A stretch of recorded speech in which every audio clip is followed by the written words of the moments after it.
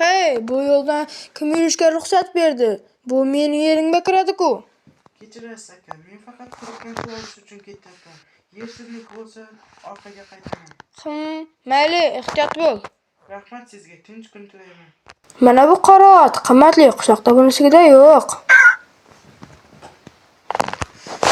Yo'q, otlarim, kim ushlaydi endi bularni? Ushlab kelaman.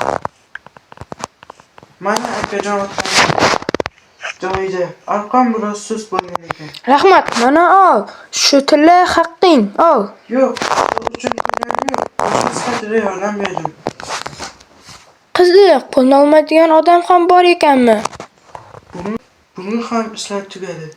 Bir parcha non, bir kasa suv, hammasi yetadi.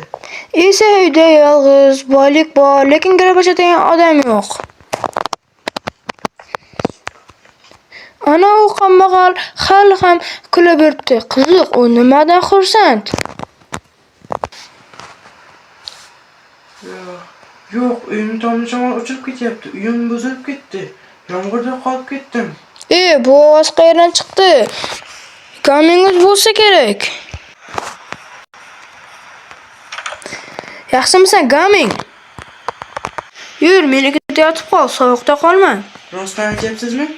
Siz boy odamsiz-ku, men esa hech kim emasman. Sen odam ekansan, shuning borligida baxti bo'lib bo'lmaydi.